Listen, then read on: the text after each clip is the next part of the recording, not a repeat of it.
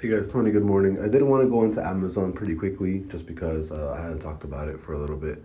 Well, actually, the last couple of days, right? But I wanted to kind of get back into Amazon and kind of explain the importance of why it dropping, it kind of, you know, revolves around the full sector of big tech, right? So you guys know I do not trade candle patterns. I 100% do not trade candle patterns. But when they are clear like this, right? When they are 100% clear like this to me on the weekly is exactly what a head and shoulders pattern should look like, right? They're extremely clear shoulders, extremely clear head, and both shoulders are basically at the exact same point of resistance of that 35.23 mark, right? You waked up there to 35.23, you waked up here to 35.23, boom, shoulder, head, shoulder. That's exactly what I'm looking for when it comes to head and shoulders pattern. I don't trade, you know, patterns that look like, people ask me like, oh, Tony, why don't you trade candlestick patterns? Because I do trade them. It's just only they have to be 100% clear. Like, in order for me to think that's a head and shoulders pattern, there has to be like absolutely no doubt in my head that that's 100% perfect pattern, right? So usually when it comes to head and shoulders, the perfect pattern is like this, where everything goes up, kind of looks like a penis, right? But for the most part, it's it's exactly like, what is it called? Like it's exactly like that. It looks so funny, but it's supposed to be even, right? Like the head, like the shoulders are even and the head's up here. I'm gonna delete that because that looks extremely weird to have on my trading view. But that, and some people are like, oh, you know what? This is a head and shoulders pattern. Like they go like this, right? And then it's like that, and then it's like this. Like people will say like that this is a head and shoulders pattern when the first shoulder is like up here, second one is down here, and then like the head is like super long or something like that, right? Like I only trade absolute clear patterns, and this is a perfect head and shoulders pattern on the weekly chart in Amazon, right? So we'll get over that already, but um, apart from that, we do have a really strong indication of Amazon continuing its downtrend. I'll get rid of this because I don't need it for right now.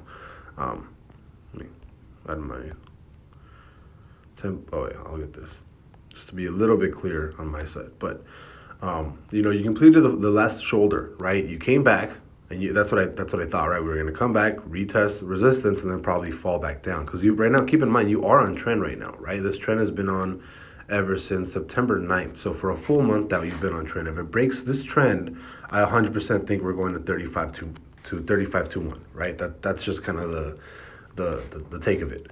But it basically retested trend perfectly. It broke resistance, went to trend, and then just kind of came back down. And I think it's going to continue its downtrend to 31, what is it, 31.76. So the first phase is already finished, right? The retest, and then now we're coming back down because it is important for big tech to stay up, right? Like you want big tech to actually stay up, like Apple, Microsoft, Amazon, Google. You want big tech to actually stay on the upside because if it drops, that means the SPY is going to drop, and that means that everything's going to drop.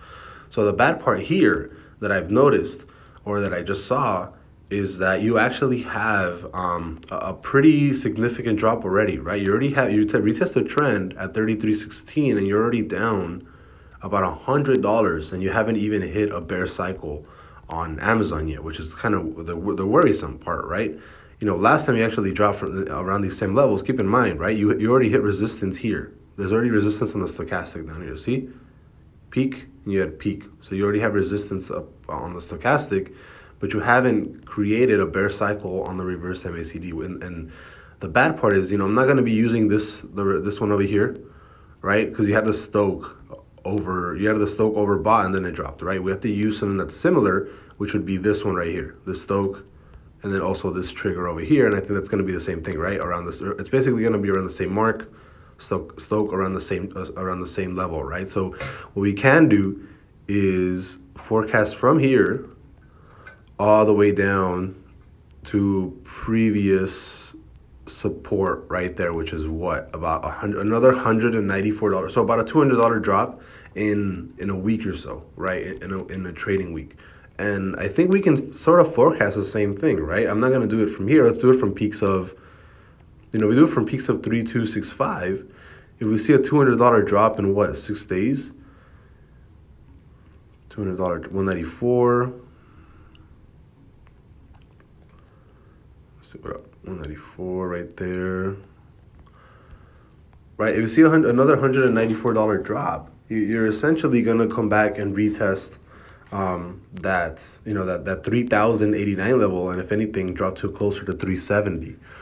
So as of right now, I do think that Amazon's headed down to 3087. But the big issue here is that if Amazon is giving signals of selling off all over again, that means that that not only our other tech is probably going to sell off. I think Microsoft's doing pretty well. They're actually pretty strong, but this indicates that a lot of tech is going to start being pretty weak, because Amazon is essentially one of the big kings of the stock market, right? And if Amazon is starting to drop, that means that it's going to affect the SPY, the S&P 500, because the S&P 500, I think big tech makes up, like, I don't know, like almost 50% of the big tech moves. Like, it's definitely a really good percentage, right? I think it's like, I don't know, the holdings of the SPY and Amazon, Google, Microsoft, whatever. I think it's definitely a big percentage, like 10, 20, 30% maybe. I don't really remember how big the percentage is, but if big tech starts going down, it's another indication of the SPY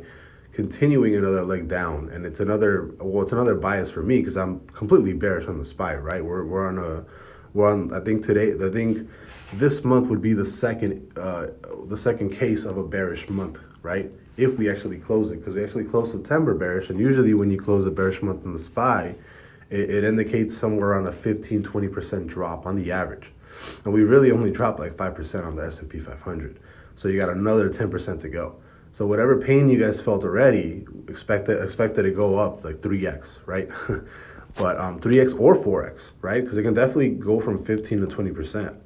I'm still expecting the SPY to go down to maybe like $400. That's not my price target, but I wouldn't be surprised if it does hit that, or goes even lower. But again, big tech selling off, or big tech showing signs of another move, another leg down, is not a good sign for the market overall, because that means that you're gonna have a lot of money being taken out of the stock market, but that's also going to affect the SPY, which is going to affect a lot of other tickers. So I'll see you guys later. Bye bye.